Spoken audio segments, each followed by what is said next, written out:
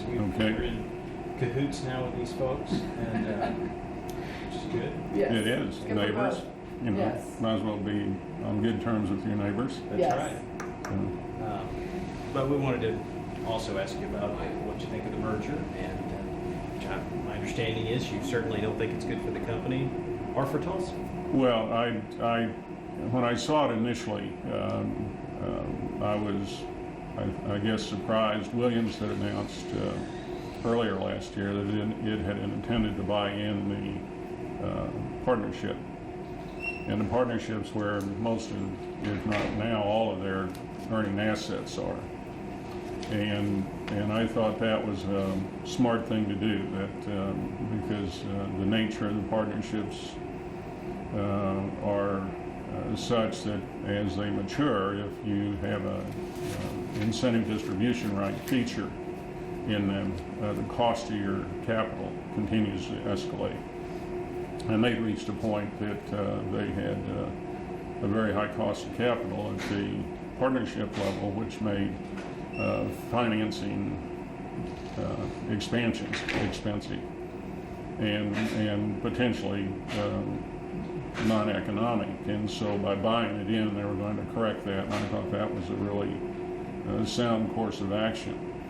And then when Energy Transfer made its offer, one of the real red flags to me was the fact that their offer was conditioned on Williams not doing that. They wanted to preserve that feature. And if you look at Energy Transfer, they're in a similar position to Williams with their partnership, which sits below a public general partner. Has also reached the incentive distribution rights, and so the nuance of that is that the general partner is putting in 2% of the incremental investment capital, and taking at full maturity of the IDRs, they're taking 50% of the cash flow that's generated from that investment, and so you, in effect, as a limited partner, putting in 98% of the investment, but only getting half of the return. And so when I saw that was a condition, I said that can't be good. And obviously, I had other emotions as well, having spent the bulk of my career at Williams and knowing how difficult it is for a company to continue to both live and thrive over a 100-year period, and Williams has gone past its 100th birthday. It's been such an important element to Tulsa that I didn't see anything in this transaction, even if you assumed that it would make the businesses stronger, which I didn't. But even if you did assume that, it was not going to be good for Tulsa, because you were going to see the most senior people move to, well, actually they wouldn't move, they would probably not be in a role at all on an ongoing basis. And they talk about their overhead model, and so there are probably another significant number of people whose jobs are at risk as a result of the transaction as well. And Williams has been a pretty integral part of Tulsa for a long time now, and has been a catalyst for an awful lot that has happened in the community that is good in just a wide range of things. And when you lose a corporate citizen that has been as good as I believe Williams has been, that's a real negative for a community. Even if you have all these employees, that corporate headquarters is so important. Well, Williams was a good corporate citizen and is a good corporate citizen in all of the areas that they work. We would look at where we had people. We would look at where we had capital investment, and we tried to blend those two elements to see where should we be participating charitably. So we had large employee concentrations in Salt Lake City, in Houston, in Owensboro, Kentucky at one time. And we were a major factor in each of those communities. We had one year when I was still working that we did our Ride the Line United Way fundraiser. And that was the year of 9/11. And the group that rode bicycles from New York City to Houston, we were in Central Park on the 10th of September and had kicked that ride off. And then we had rides on our other pipelines. We were using the pipeline routes as corridors. And when 9/11 happened, they had gone as far as New Jersey. They had spent most of the 10th going, and they were on the Today Show, and they were ultimately rode out of the city down into New Jersey when the towers were hit. And we offered all of our people across the country, because we had them in the Midwest and the Northwest, all starting rides that week. We offered them a chance to get home. We'll figure out a way to get you home. And nobody left because they knew they were riding for something that would have a profound impact on people's lives that were touched by 9/11. And so they all completed that ride, and so I said collectively, Williams probably had the best perspective of how the United States as a whole reacted to 9/11 in the immediate aftermath. And I would talk to people, and they'd be riding through towns, and people would line the streets and clap as they went by, and they would see flags, and then they stopped. That particular ride, we again across the country donated $50 million to all kinds of communities. Anywhere where we had a presence with people, we would stop and give checks to their United Ways. And it was a very moving experience for all of our employees. And again, it was something that I think was very illustrative of the culture that Williams had and the commitment that the employees had to the communities that they lived and worked in.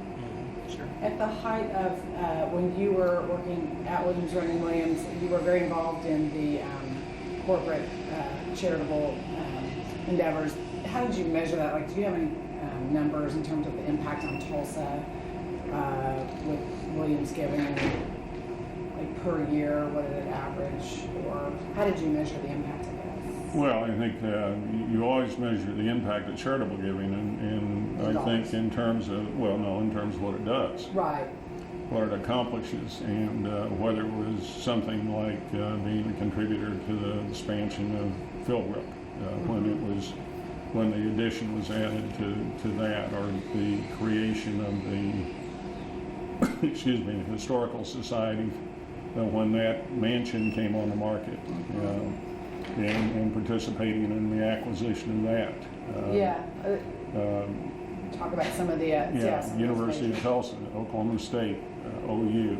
We were significant donors in each of those for things that were advancing the university, high priorities for them, but also things that we saw would advance the kind of education that we would call on at some point. And so you go out to TU and the energy trading floor in the School of Business, College of Business is Williams trading floor.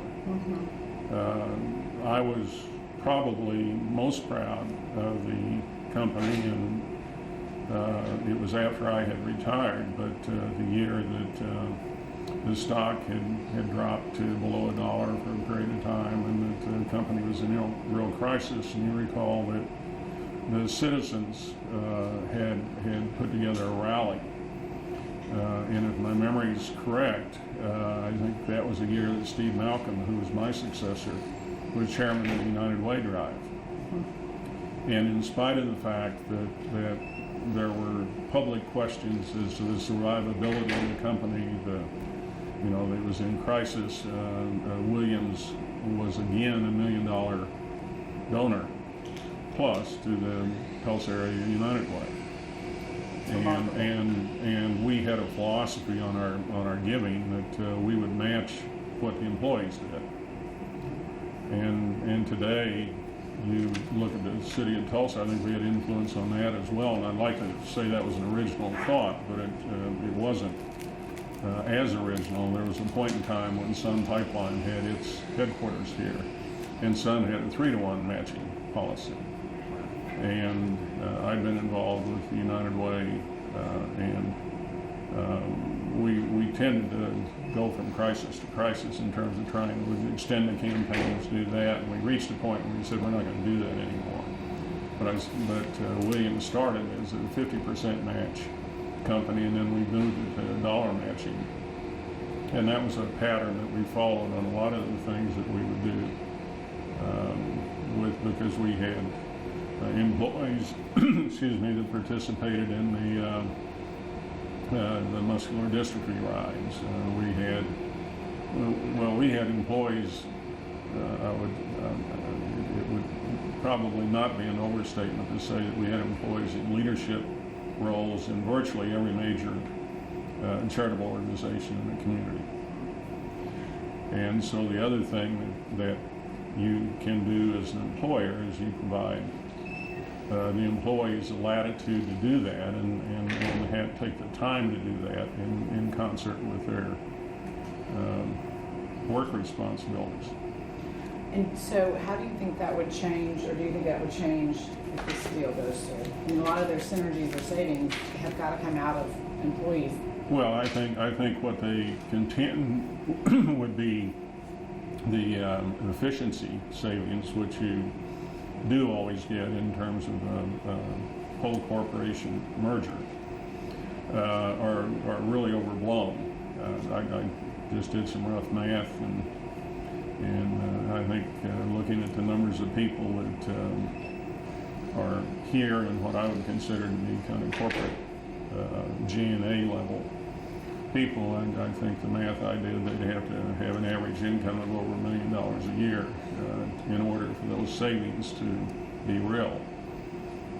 And so, again, I'm not privy to how they calculated them or what they did, but there's several things that they talked about that strike me as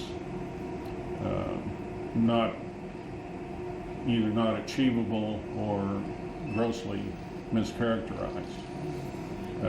That's what in fact, the shareholder lawsuit, I guess it's seeking class action status that was filed late last week, says that they have $2 billion in synergies that they're claiming, ETE, in this deal. Well, I think they're talking about that, but they talk, and I think that's derived through like $5 billion in investments.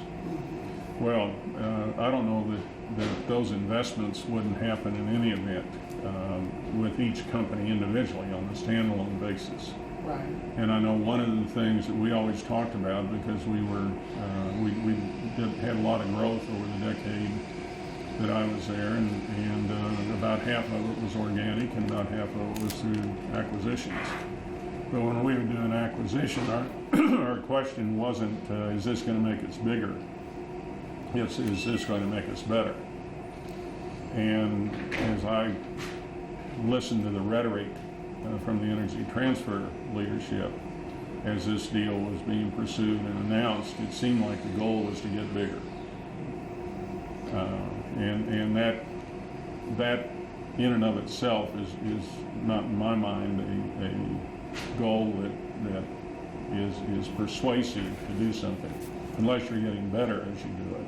Right. Unless you're enabling yourself to do something more than you would otherwise be able to do. Mm-hmm. And that combined with that red flag with regard to the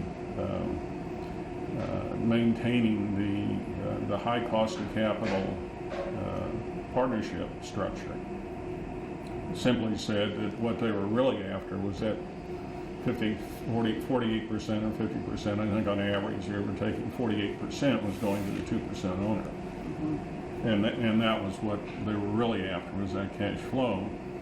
And it was probably because they needed that cash flow to support some of the things they wanted to do. Mm-hmm. And it wasn't again, my view from where I was sitting, which was outside of all of the details, was that really Williams is the more financially sound of the two enterprises. And that's unusual to see the more financially sound being acquired by the less financially sound. Well, in fact, their own numbers show that the investors, the shareholders, would only get about a 4% premium on this deal. So I guess when you own stock and your company's basically essentially acquired or taken over, and you're an energy company, you should get a premium of 20 to 30%. And Well, this is most acquisitions are premiums, have premiums associated with Right. them, and this one at time zero. And part of the challenge that you have now, talking about it today, is a lot in the world has changed. I mean, the capital markets have fallen off very sharply since the beginning of the year. But if you go back to the onset or the start of this, the argument was, well, there were two key things were going to happen. One, we're going to give a big premium to the Williams shareholder. Well, the day of the deal, the value of the shares dropped. So the market, and that's very unusual. Typically, they would go up. They would go up toward what the stated premium was, and then trade somewhere south of it until you got closer to the completion of the transaction. Well, if I remember the numbers, they dropped almost 12% that first day. Well, that told me that the market didn't believe that this was really going to be a good transaction for Williams. The other thing that they said at the outset is we'll strengthen Williams' credit by doing this deal. Well, at this point, both companies have now had their credit downgraded to below investment grade. So already, and the stocks have collapsed of both of them. And part of that's the aggregate market driving it, but I think part of it is the pendency still of this transaction. And if you look at the transaction at the end, the Williams board had apparently demanded a cash component. And that cash component is the only thing that hasn't dropped substantially in value since the initial transaction was announced. And it's still there as part of the transaction that had been agreed to. And now I read, I think the paper had the Motley Fool dialogue around it. Well, by the time I got through, I understood why they were fools. Because they were saying, well, if it weren't for that pesky cash, this would be a great deal.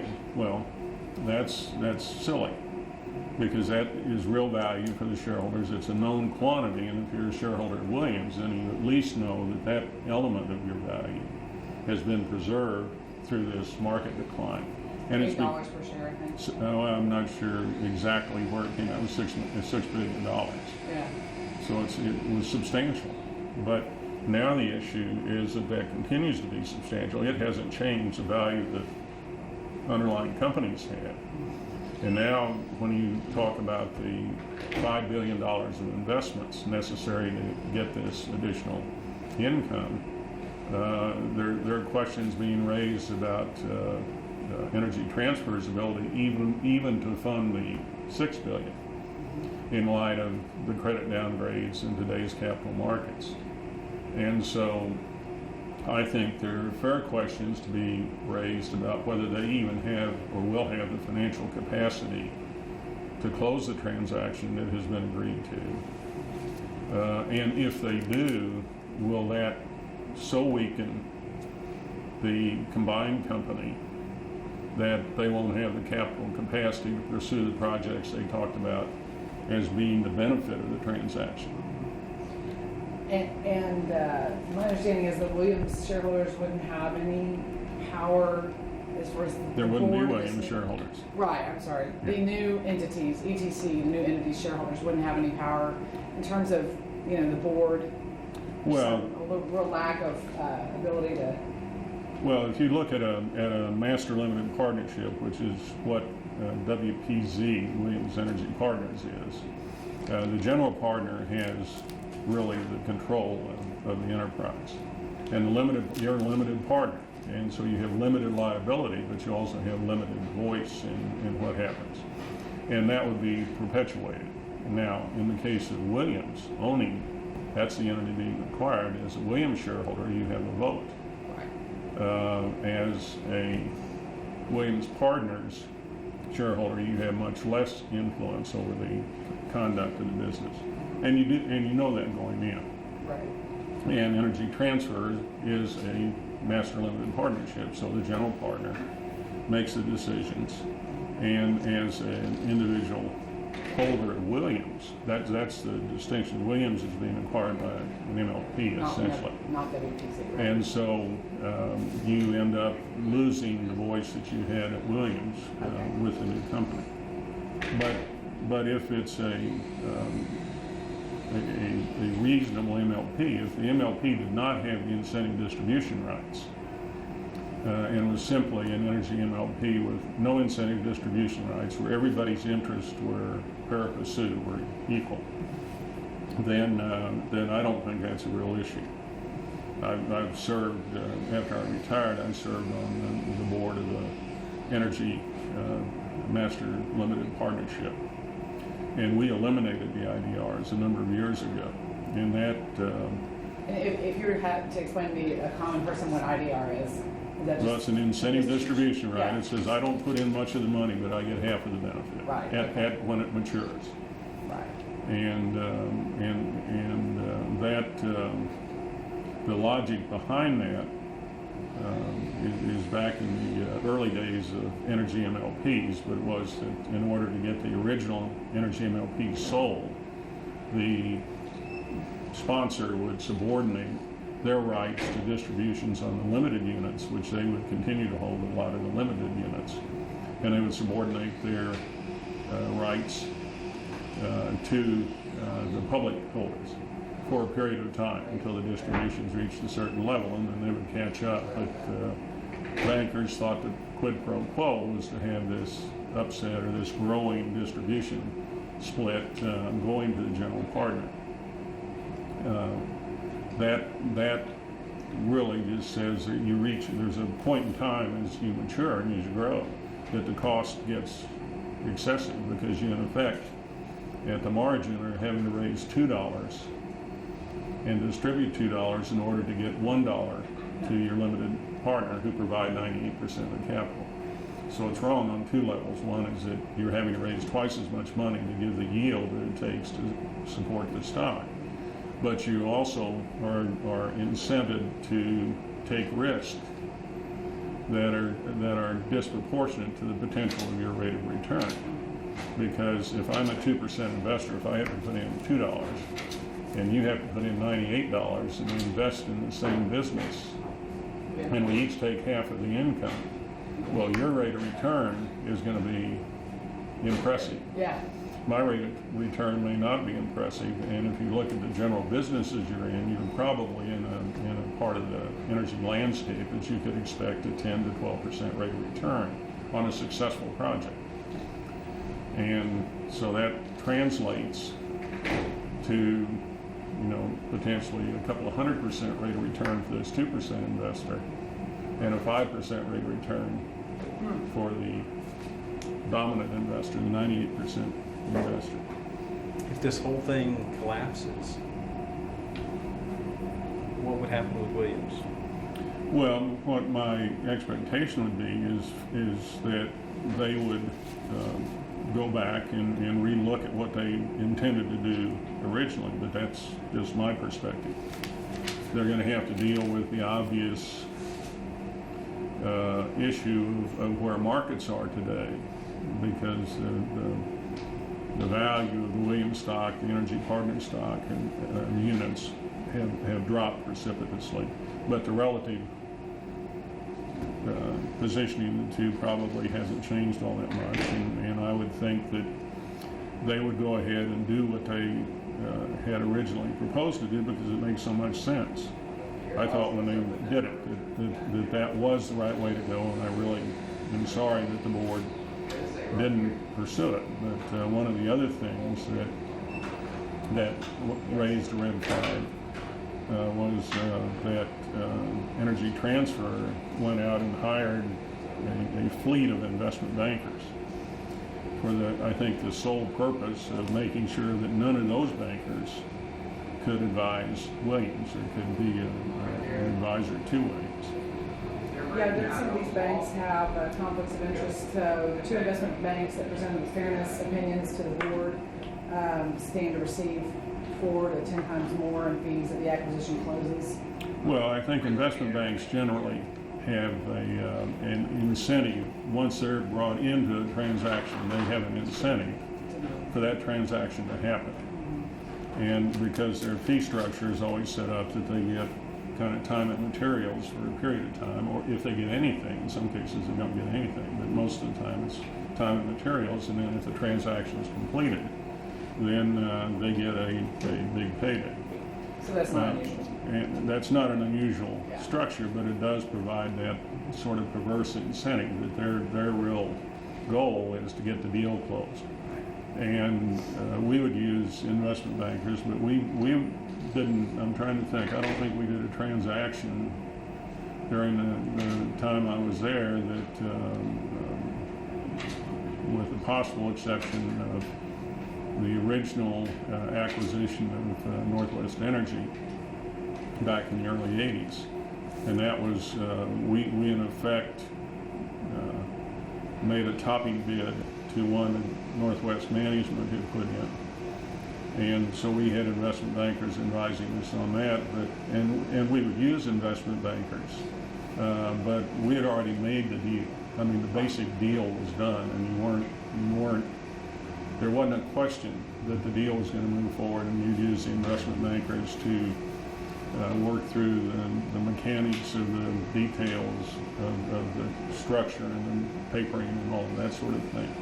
But their incentive wasn't to get the deal done at that case. It was to facilitate the execution of something that had already been agreed to. It sounds like you clearly approach it from two different things. You've got a stockholder's perspective, and then you've got this emotional connection to this thing that you helped build and maintain so well, being unraveled. Well, I commented, I think I was quoted in the Tulsa World at one point, that once you become a public entity and trade on an exchange, you're for sale. I mean, you're being sold, bought and sold every day in pieces of it. But the reality is that you can be acquired. And Williams, for over 100 years, was the buyer of other companies, and we sold assets. I once did a talk to a financial group in Tulsa that asked me to come speak to them when I became chief financial officer, and I still have the original annual report from the year I went to work at Williams on my desk in Wyoming. And I go back and look at it periodically, and it was an interesting company. We had yellow front stores, we had a carpet company, we had an insurance company, but it was the ultimate conglomerate. And if you go back to the 50s, when John Williams took the company public, and we were one of the most successful companies on the exchange. But it was a conglomerate because that was the financial model that was working. That was what the market wanted.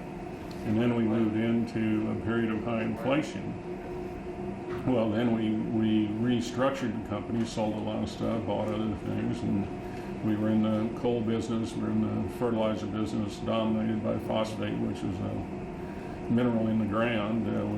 We had the pipeline company, which was kind of a constant. It was the first big operating asset that Williams ever owned, and it's now Magellan as an independent company.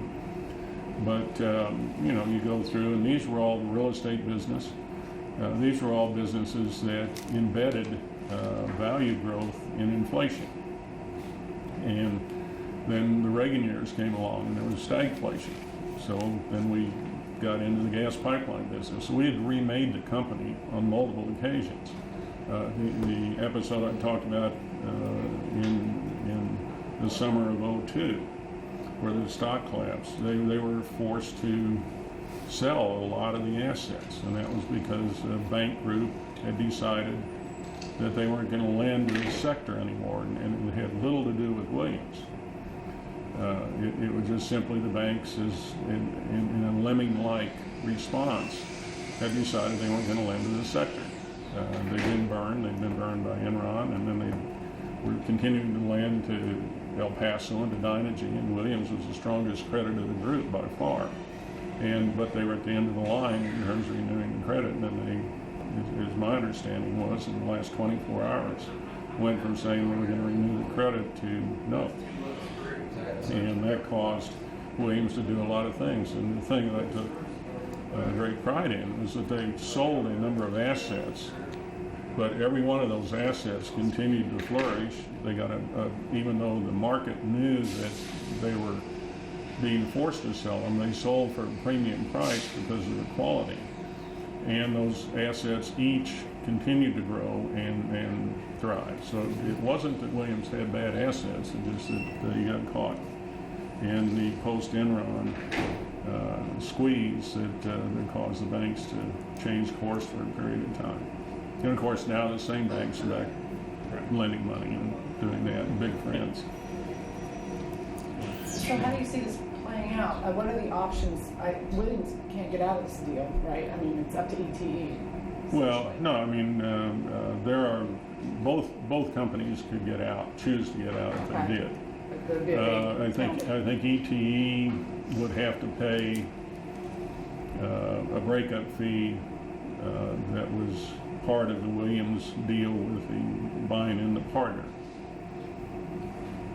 And Williams would have to pay a breakup fee on this deal, which is like 3 times the scale, but neither of them are small. One of them is over $1 billion. The fee that Williams would have to pay to walk away, and the one that ETP would have to pay is over $400 million. So they're big numbers, and to me the logical thing to do if this deal is foundering, as it certainly appears to me to be foundering for financial reasons, is kind of one of these no harm, no foul deals. Agree to agree and walk away. But there are probably egos at play and a lot of different things that make that difficult to have happen. Is there any kind of date certain by which something has to be done? They have a date by which it needs to close.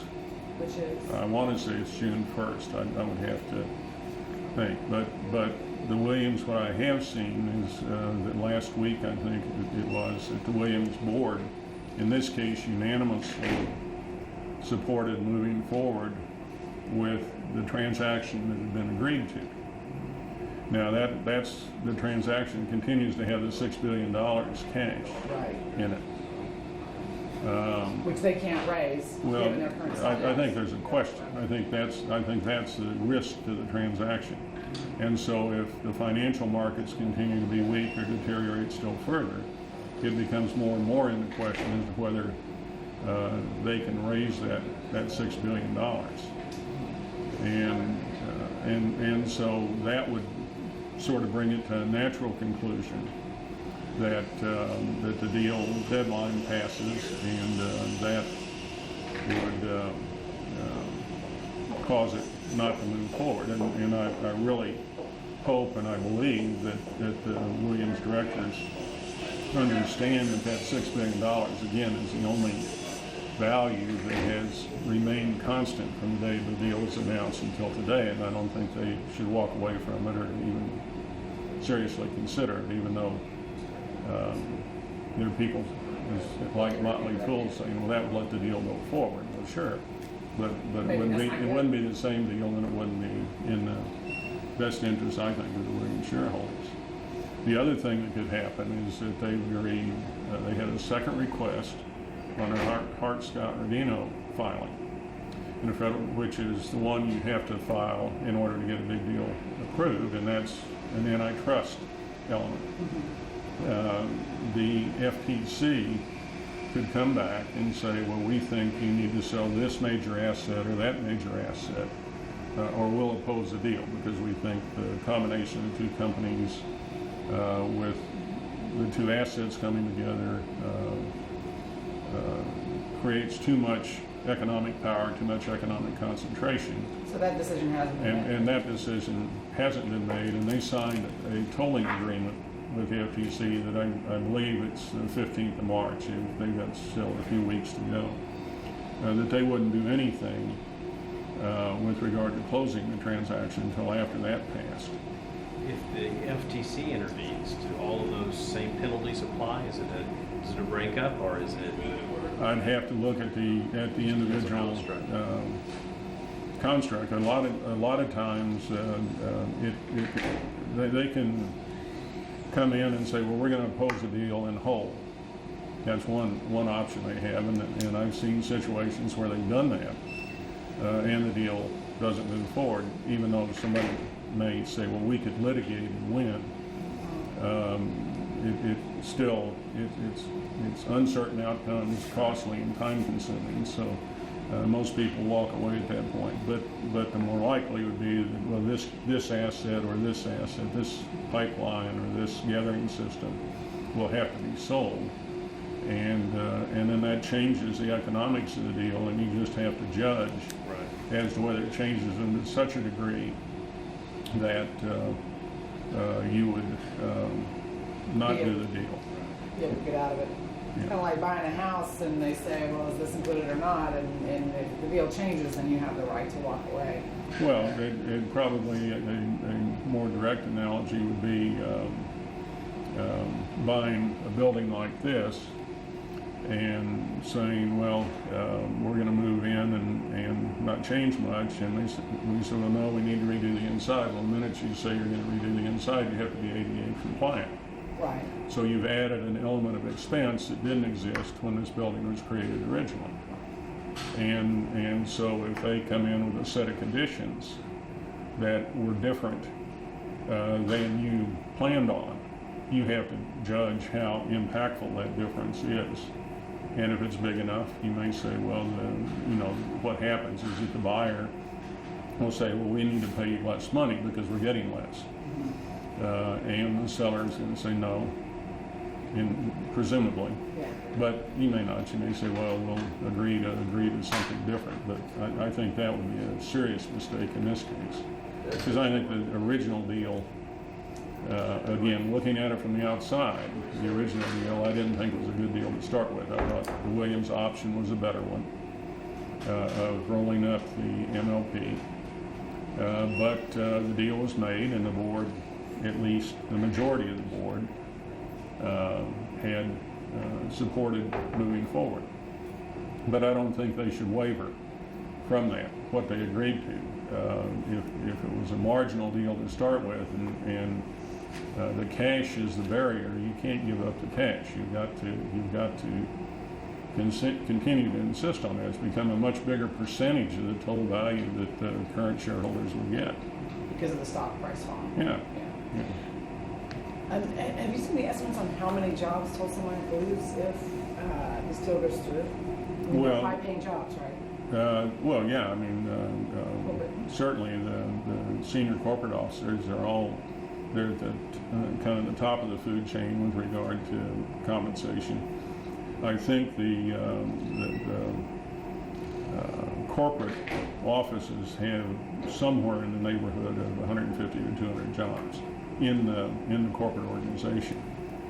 And what I don't know is how much of that is devoted to WPZ, to the partnership, because the partnership is a separate publicly traded entity. It's going to have more of a corporate organization of its own.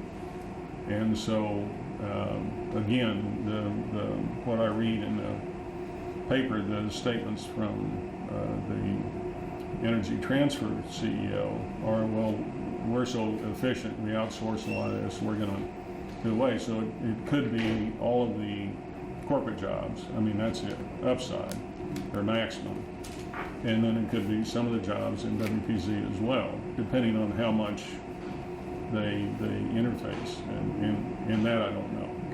But it would have obviously a not a good financial impact on Tulsa in terms of the charitable giving and the high-paying jobs. Well, I think in both cases it would have a serious impact, right? It would be a loss of jobs, and it would be high-quality jobs, because they're jobs with good benefits. And I don't know what the number is now, but I think when I retired, the average employee at Williams was somewhere between $50,000 and $60,000, not counting benefits.